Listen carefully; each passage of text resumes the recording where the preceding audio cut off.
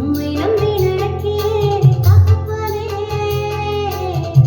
உங்க பாதை நன்மை என்று நம்புகிறேன். உம்மை நம்பி நடக்கிறேன் இயேசுவே, உங்க பாதை நன்மை என்று நம்புகிறேன். நீங்க நடத்திடுங்க உங்க கரத்தால, நீங்க நடத்திடுங்க உங்க சித்தம் போல. ஒருவன் புரியாத பாதையில் நடத்துகிறவர். சிலர் கர்த்தர் நம்மளுக்கு கொடுக்குற ஆசீர்வாதம் நம்ம பக்கத்தில் இருக்கிறதா தான் தோன்றும். ஆனா அதை சுதந்திரிக்கிறதுக்கு தேவன் நம்ம நடத்துகிற பாதைகள் தான் புரியாத புதிராகவே இருக்கும். அந்த பாதைகளை ரொம்பவே சோர்ந்து போயிடுவோம் இல்லையா? விதத்திலையும் பல சம்பவங்கள் இருக்கு. ஒரு சம்பவத்தை மட்டும் உங்களுக்காக நான் எடுத்து காட்டுறேன். இஸ்ரவேலர் எகிப்திலிருந்து கானானுக்கு 14 நாளே போயிடும் அப்படின்னு நினைச்சுதான் வெளியே வந்திருப்பாங்க.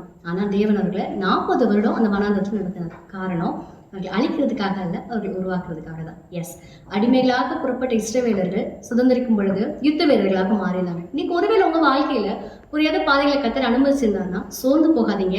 கத்தரை தானே நம்பியிருந்தேன், ஏன் இந்த லைஃப்ல இந்த மாதிரி எனக்கு அனுமதிக்கிறேன்னு சொல்லி சோர்ந்து போகாம அவர் காட்டுற வழியில அவரோட நடந்து பாருங்க. எஸ், உங்களுக்கான காணான் கிட்டக்கதான் இருக்கு. God bless you.